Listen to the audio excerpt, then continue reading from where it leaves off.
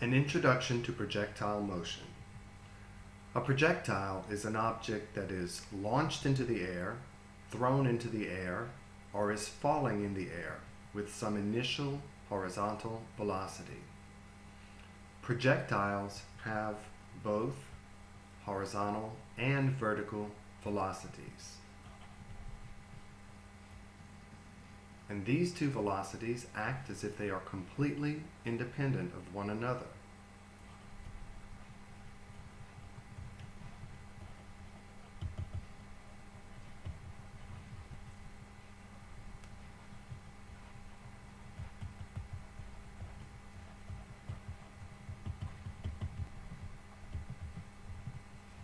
This is one of the most difficult concepts in dealing with projectiles. The actual velocity of a projectile is the vector sum of these two velocities, which act completely separate from one another. Let's review some rules that are useful in examining projectiles. Things like a football launched into the air.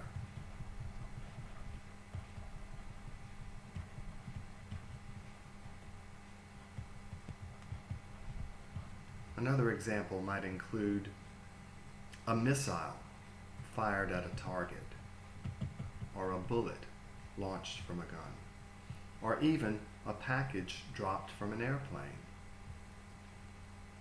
Rule number 1. Regardless of its path, projectiles always maintain a constant horizontal speed. So in the horizontal direction, we will always use the following equation. Speed equals distance divided by time.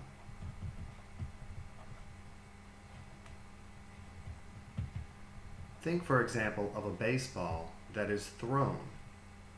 Once the baseball leaves the pitcher's hand, nothing can cause it to speed up or accelerate any further in the horizontal direction. Whatever speed it leaves the pitcher's hand with, it will have that same speed and can continue to travel horizontally as long as that ball is in the air. I like to indicate the horizontal velocity of a projectile as v sub h for horizontal velocity. Second, projectiles in the vertical direction always experience acceleration due to gravity. So they accelerate downward at a rate of 9.81 meters per second. If a projectile is going up into the air, on the way up, it decelerates at this same rate of 9.81 meters per second squared. So projectiles accelerate on their way down and decelerate on their way up. The following equations that we've used before for constant acceleration apply in the vertical direction. Simply substitute acceleration for gravity in the place of little a, or 9.81 meters per second squared in the metric system. These are the equations that will always apply when we look at the vertical direction. Projectile motion is sometimes referred to as motion in 2D or 2 dimensions, because unlike the problems that we've seen before, these objects are moving both horizontally and vertically at the same time. So those are our 2 dimensions, horizontal motion and vertical motion. Rule number 3. This horizontal and vertical motion are completely independent of one another. So we can separate the velocity of a projectile into 2 components. Imagine that we have a golf ball that is launched from the ground at a particular angle. The pathway that this ball will take is known as a trajectory, and it has the shape of a parabola. In this example, the ball lands at the same height as it was launched from, basically ground level.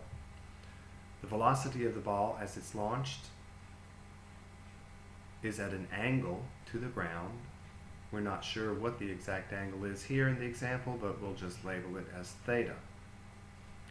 This velocity vector is constantly changing at every point, and if we wanted to know the instantaneous speed of the ball at any given moment in time, it would equal the slope of a line which is tangent to the trajectory at that point.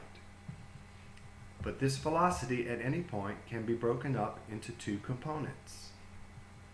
A vertical component, which is constantly changing because gravity is constantly either accelerating or decelerating the object. And also a horizontal component. The horizontal component is not changing. It is constant speed in the horizontal direction. So in our projectile problems, we can treat the vertical velocity of the object as completely independent, completely separate from the horizontal velocity of the object, and its actual speed or velocity at any instant in time is the vector sum of these two velocities. Rule number 4. For a projectile beginning and ending at the same height, the time that it takes to rise to its highest point equals the time that it takes to fall from the highest point and back to the original position. So again, as long as the projectile reaches the same final height as it was launched above the ground, then at its maximum height, which occurs halfway,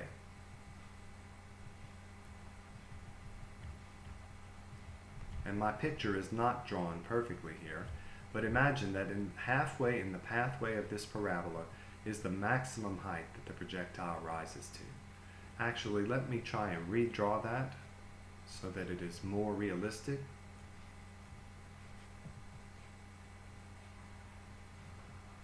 That's better.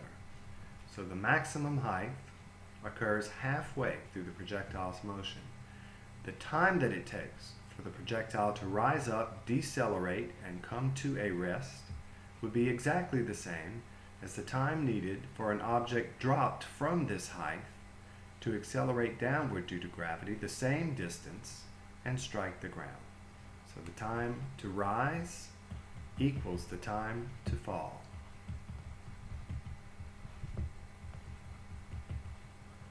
And again, this occurs exactly halfway in the flight of the projectile as long as it lands at the same height above the ground as it was launched from. Of course, this does not always have to be true. You might fire an arrow at a target on a cliff above the ground so that it might land and follow a path like so.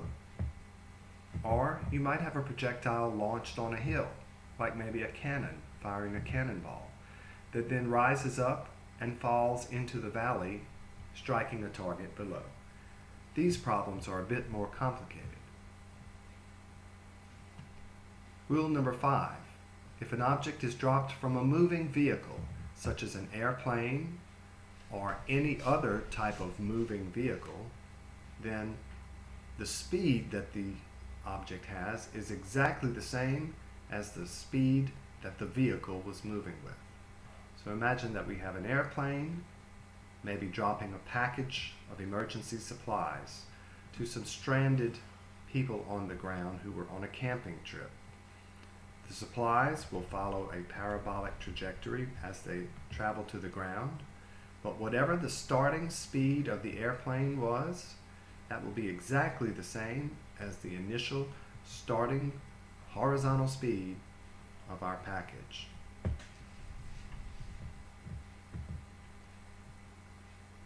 Alright, rule number 6. In order to solve projectile exercises, you must consider horizontal and vertical motions as being completely separate. So many of these projectile problems are at the very least two-step problems, where a missing piece of the puzzle discovered by considering one direction can be applied to consider the motion in the other direction. The best advice that I can give you in learning how to solve projectile problems is to practice as many of them as you possibly can.